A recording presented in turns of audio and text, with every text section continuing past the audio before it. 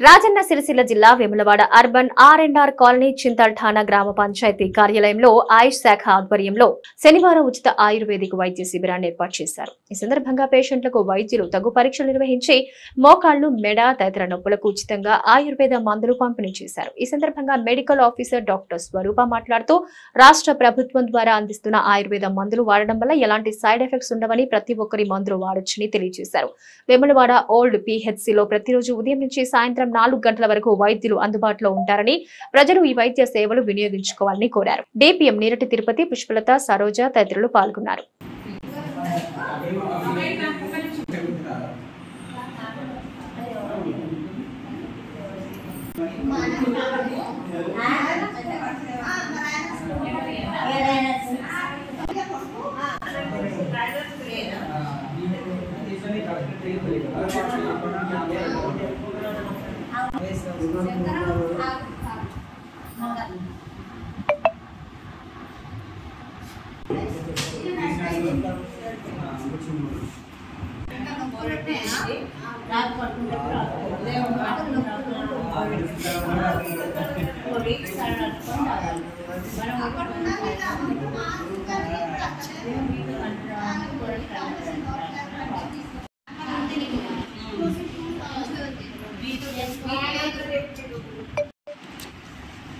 నేను doctor Swaroopa, pharmacist Pushpa,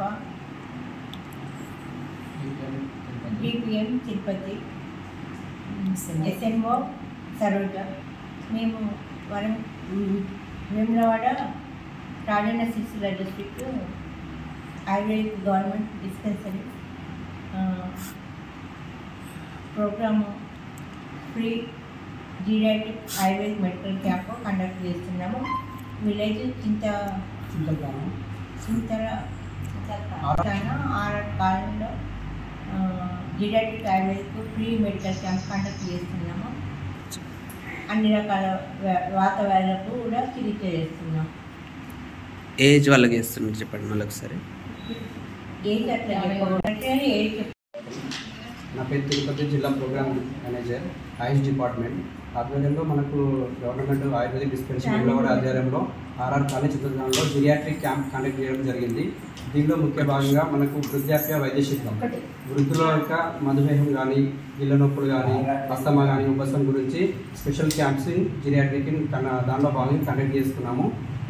మెయిన్గా doctor madam గారు 50 to 60 ఏజ్ వాళ్ళకి కీళ్ళ నొప్పులు కానీ, జాయింట్ పెయిన్స్ కానీ, వాళ్ళకి ఆయిల్స్ మనకు ఆయుర్వేదిక్ ఉన్నాయి. సో అవి యూజ్ చేసుకుంటే బాగుంటాయి. దానిలో భాగంగా ఇక్కడ కండక్ట్ చేయడం జరిగింది. దీనిలో మన మెడికల్ ఆఫీసర్ మేడం గారు అండ్ ఫార్మసిస్ట్ అండ్ SNO గారు పాల్గొనడం జరిగింది. GP సెక్రటరీ ఆధ్వర్యంలో. ఇవాళ ఒక్కరోజే ఇక్కడ ఎవరైనా మిస్ అయిన వాళ్ళు ఉంటే మనకు వేములవాడ ఓల్డ్ PHCలో డిస్పెన్సర్ 24 అంటే మన టైమింగ్స్ ఉండే Monday to Saturday. అక్కడికి వచ్చి మేడం వాళ్ళ ఆధ్వర్యంలో చెక్ చేసుకోవచ్చు. అయిన వాళ్ళు కానీ అండ్ మెడిసిన్స్ కావాలనుకున్న వాళ్ళు రెగ్యులర్గా అక్కడికి రావచ్చు.